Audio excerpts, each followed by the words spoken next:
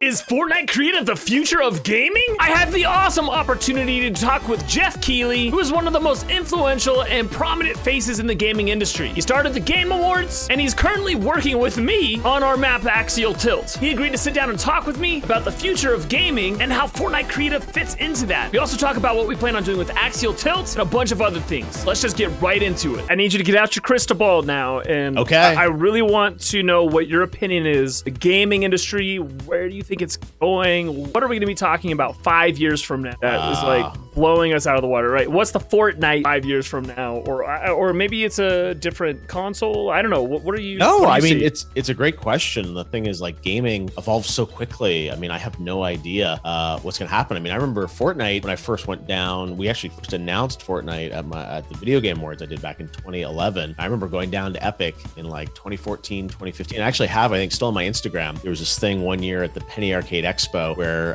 Epic was doing this thing called Storm Chasers, and you would get these dog tags to play Fortnite. And I have like the third, like, it was numbered out of 500. I have number 3 of this dog tag, and I had no idea Fortnite was going to become what it was. So it's so hard to predict 5 years from now what's going to happen. But I can talk like about some trends. Like, I think we're going to see more with augmented reality and all that. I mean, there's rumors that, is Apple going to make some glasses or something? So I think that idea of like augmented reality around you, I think is going to factor into gaming in some interesting ways. And it'll tie into, I think, like all the things we're hearing about, like cloud gaming and the idea of like games just being on like every device and every platform. And Fortnite pioneered a lot of that, right? With like cross-play, cross-progression, you're just going to have like the same game across all your screens. So that's more of like a technical thing that I think is going to happen, and that will extend to augmented reality as well. But on a creative level, I don't know what that next genre will be. The world that I'm really excited about is the kind of stuff that we're doing together, of thinking about, games as a platform for just entertainment and experiences. And I think for so long, I've grown up in the gaming industry, and it's always been so much about like competition and like winning and challenge in games. And as I get older, like, I love those aspects, but I also just love like being in a game world. And some of the Fortnite events that I've luckily been a part of or participate in have just been really cool for me to like go to the Ariana Grande concert and just have all this cool motion graphics around me, feeling like I'm in a place. And I think those concepts are going to get more interactive over time and be cool. But I grew up playing on a PC, and I remember there's something called the demo scene, where a lot of these like programmers would just code awesome graphics. It's honestly a lot of the folks that started working at Epic and Unreal in the early days would do this. And they just make these like really amazing visual experiences that were interactive. And I think there's going to be some interesting opportunities there to just create experiences using game technology that aren't necessarily super challenging, but just fun to be in and more social, I guess, right? That you and your friends can go and do something together in an interactive environment and have fun. And that's why I think a lot of these, Fortnite events have really been inspiring for me. Like the Star Wars one I did with J.J. Abrams. It was just so cool to be standing there and have the Millennium Falcon fly over you and land. That's something I think is a big opportunity for the gaming industry, to not just be focused on let's create the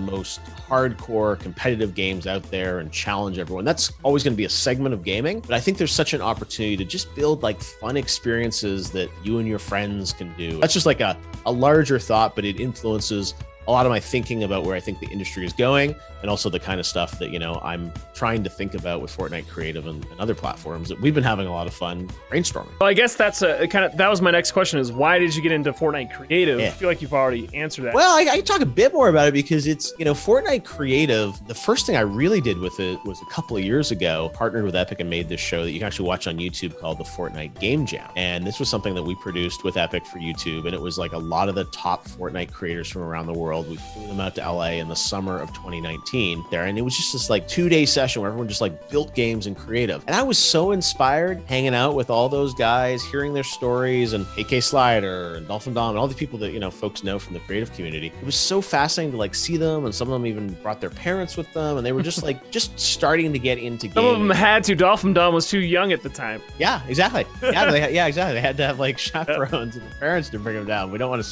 spoil the surprise, but yeah, that's what had to happen. happen. But it was so cool to see these young kids from around the world who were getting their first taste of making a video game. And when I started out, I was a beta tester for Sierra. I was just a volunteer as a kid in my bedroom in Toronto. And the fact that now this is a new way for young individuals to kind of learn about games, I was really inspired by that. So I think it was a combination of like doing the Game Jam events, seeing the opportunity of creative, doing some of these awesome events that I've done with Epic for, the Star Wars event that we did, or the Tenet event we did last year. So being around that and just sort of seeing the opportunity of like the next great game, I think is not going to come necessarily from a big game developer. It's going to come from community, and that democratization of game development, I think, is a really awesome opportunity. And again, I've never wanted to make my own game. Like people always ask me, "Ever going to make your own game?" I don't think I will. But the stuff we're doing in creative and the idea of creating these shared social spaces where we can entertain people and create content, very similar to what I did with the Star Wars event a couple years ago. That was the thing that I think really compelled me to want to think much more seriously about this. And I had so much fun collaborating with Donald and Epic and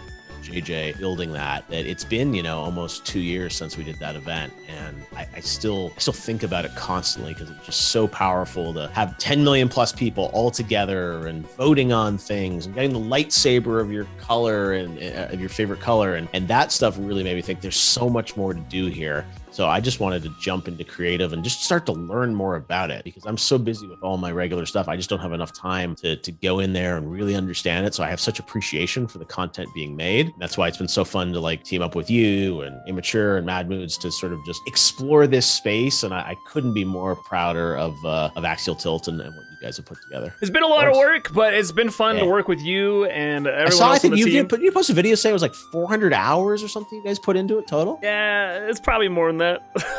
Wow, it's so amazing. I think the thing that people don't appreciate with creative is just the tools. It's still pretty primitive how this stuff gets built, and I'm amazed what you guys are able to do. The level of precision and kind of creativity within the bounds of the current creative. It's really fascinating what you guys have been able to do. So yeah, I was just blown away when I started to see the map and that the whole concept of Axial Tilt. How much we want to give away, but it's the whole map is built around this idea of we're going to be tilting into other worlds and other things, and it's going to continually evolve. And I see this hopefully as a place where, one day I'll be hosting a show inside of Axial Tilt and we'll be doing cool things within that world. So yeah, I wanted to invest time and energy and find the right partners to just start to explore this space. And I come at it very much as someone who wants to create shared social experiences using gaming technology. And that doesn't necessarily mean, I've got a killer idea for the next battle royale and let's prototype that. It's really more like, how can we create moments that bring more people around games? And again, Fortnite has, done an incredible job with, all the concerts and events that they've done. And it's been really inspiring.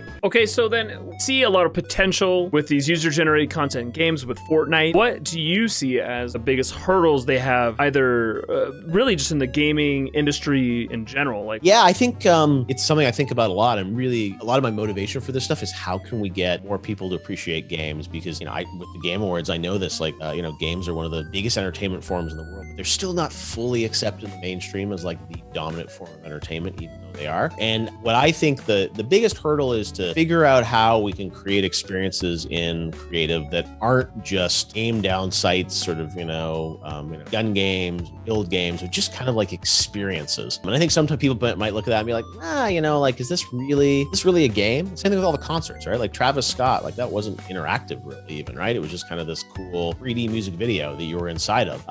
And I think the biggest hurdle to overcome is how to create that other content and hopefully find the audiences that will appreciate it and also discover it, right? And discovery, I think, is one of the biggest challenges right now. I mean, you think of the algorithms on all these platforms, right? Because there's just so much content on YouTube or on TikTok or on Snapchat or Instagram. I think that's the biggest thing that's going to become a hurdle. I saw even today, there's the new kind of Discover tab in Fortnite and figuring out how to surface that stuff and bring the right content in front of people, because you think there's a lot of creative maps now. It's only going to be 10x next year, right? How that gets sort of organized. And so, it's discovery, and coming out of that is also how do you build a business around it for people to be able to at least make their money back, right? And I think the, creator codes are really cool, but will Epic allow people to sell maps at some point? going to, or what are the different models? And I think that's another hurdle, is just kind of figuring out like how to make it, a true platform. And it's all going to evolve in the next couple of years. And I love that Epic's so early with this. And I think they don't even have the answers for some of this stuff, right? It took YouTube, 10 plus years to get to where it is today. And I think creative has to figure out like, what's our monetization model? What's our discovery model? What are the tools that we give creators? And I think it's all going to come. It's just, those are some of the biggest hurdles right now, I think, is improving the tool set that allows for more creativity, figuring out the discovery, and then finally like the monetization. And I think all those will come in time. It's just a question of how long it's going to take. Well, thanks for talking with us today, Geoff. Yeah, thanks for all your amazing work on Axial Tilt. Really, really excited for more people to go in and check it out and play it. I'm so excited this weekend to see it, be on the up and coming, and then, the #1 fastest growing map in creative. It's exciting for me to see. And I have so many ideas about what we're going to do. Stay tuned. Much more Axial Tilt coming. Gonna be fun.